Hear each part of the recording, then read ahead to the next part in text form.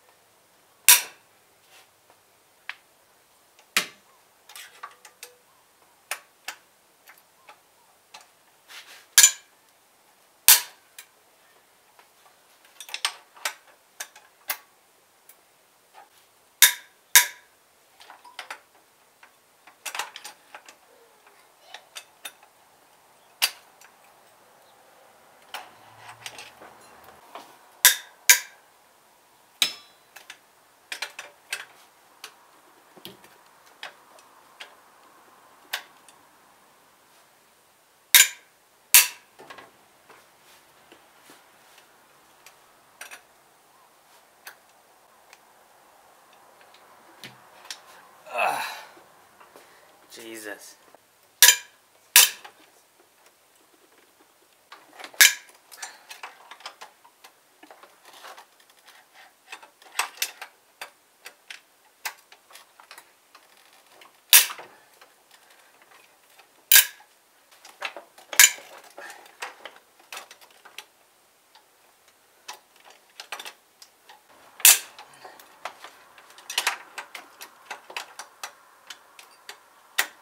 And now we're going to be using the T50.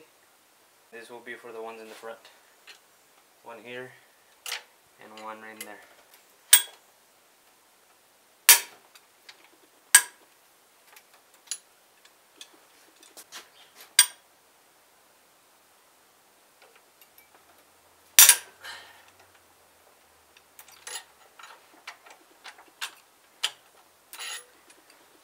The bolts are very tight, so take it easy, alright? Just slowly push to release them. 12.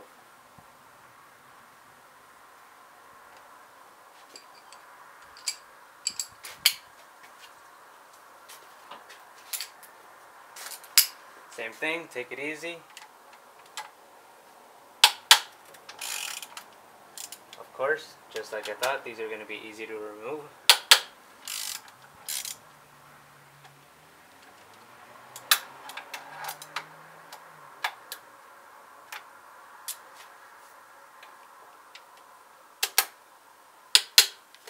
Alright, so let's start by taking off these bolts. All these bolts will have to be replaced. These are all aluminum bolts. All 3 aluminum bolts removed.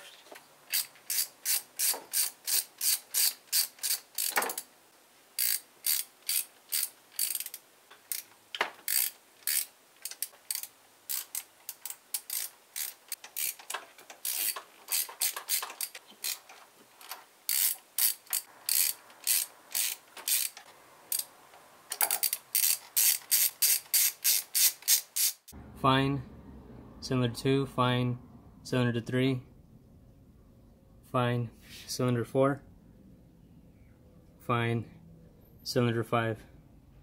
Destroyed by the bolt that came out of the Disa valve.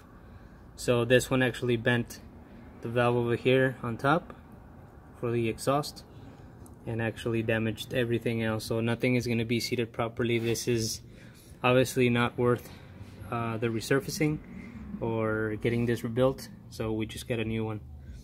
And here's the last one. So everything else is fine. This might be salvageable, but I'm not gonna fix it. It's just gonna stay like that, and we're just gonna move everything else over to the new one. So here's the block Cylinder 1 fine, cylinder 2, cylinder 3, cylinder 4, cylinder 5, cylinder 6. So what do you guys think? Oh, beat up. There's no scoring here.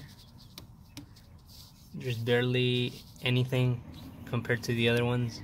We're gonna see what we can do, if we can either salvage this and just replace the piston, or if we're gonna have to I don't know, like replace the block, or just but everything else has been taken off out of the way. We're actually going to continue by putting the engine mount bar over here from this side to this side, chain up the engine from not the engine mounts but the brackets, just to hold up the engine and remove the piston from the bottom, and hopefully, you know, be able to replace that piston and see if that'll be fine. If not, then we'll just have to replace the block.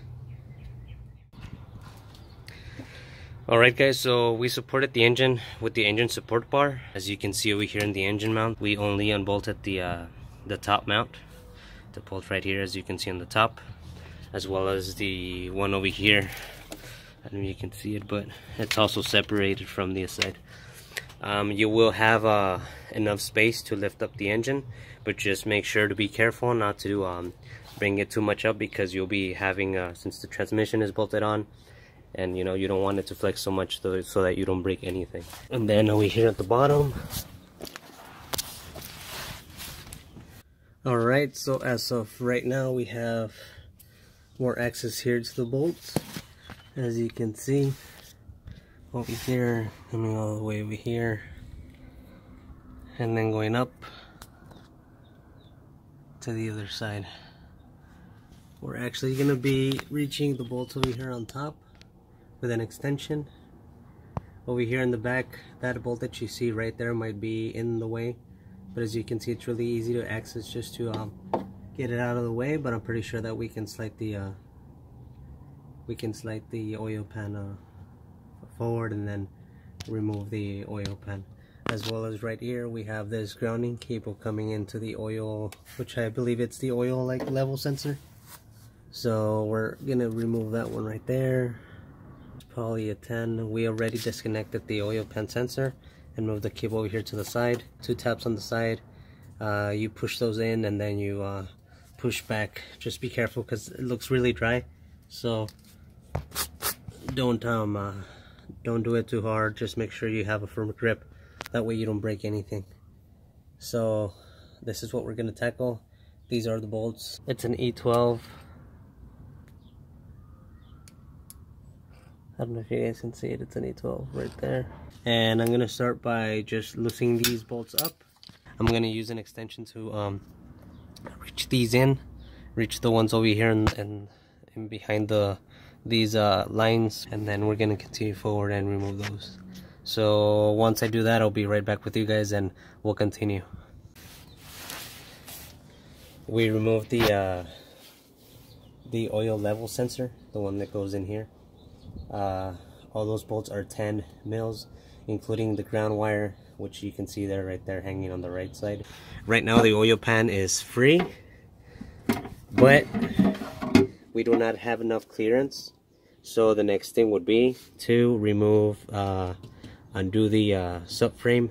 It's going to be 6 bolts, 3 on the passenger side and 3 over here on the driver side. So we're going to remove the wheels so that there's not a lot of weight, because the subframe is going to just rest on the shocks, on the struts. We're going to undo this triangle brace over here. There's 1 bolt right here and 1 bolt on the end over here and on the other side as well, passenger and driver side. So we're gonna tackle that, and then we'll be able to remove fully the oil pan. We're actually gonna be replacing as well the bolts. I don't know if I mentioned that earlier, but we're gonna replace the bolts, and we're also gonna replace the what's it called? We're gonna replace the oil pan bolts and the oil pan gasket.